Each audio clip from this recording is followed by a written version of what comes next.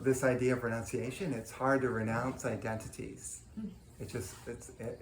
We want to cling to, I'm a lawyer, I'm rich, I'm poor, I'm this, I'm that. And so you will be.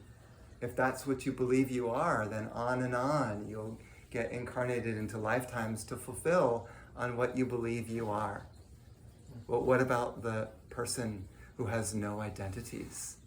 They're like space. This picture should be more like white space. That would be more accurate to describe the master, because there's no one home. There's no one there. And even when you're around him, you can't quite pinpoint. He's not human. He's not really there. He's different than the rest of the world. And it's so refreshing to be in that space, because the energy is so immense, it's almost kind of overwhelming. I just went to visit him in India a few days ago. I just came back from India a couple days ago. And, being around him, the love was so big. I was overwhelmed, in tears a lot of that retreat.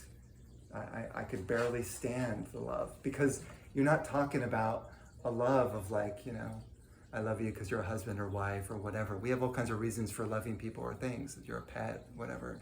It's like a love for no reason. The person is an embodiment of love itself. And so they're like a sun. So being in that love, it's like basking in sunlight. And you just take in that love and it rubs off on you.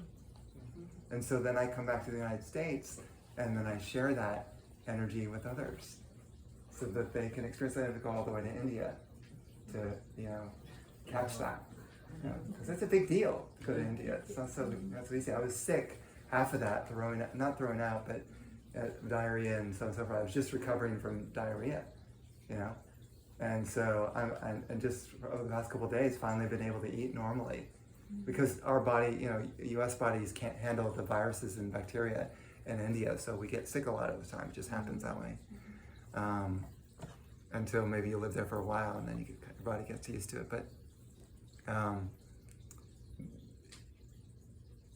I'm willing to go to the ends of the earth to find, to connect to this energy. I don't spend time going to the Bahamas and sitting underneath the sun and drinking coconut drinks.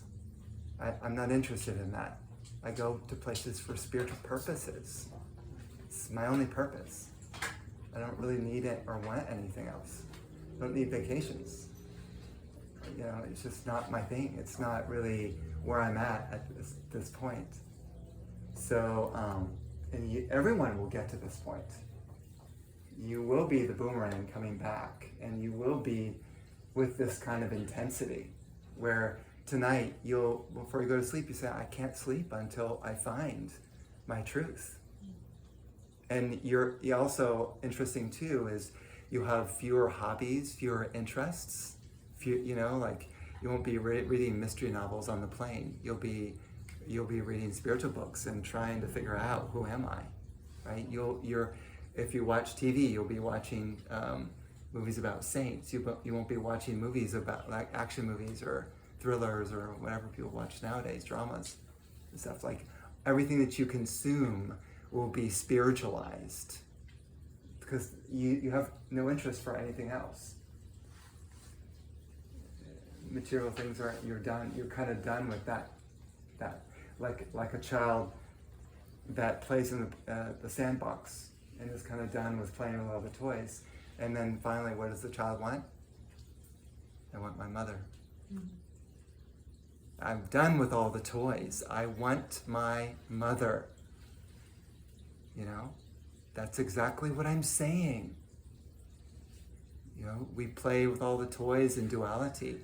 At some point, we want to go back to our true mother, Ma.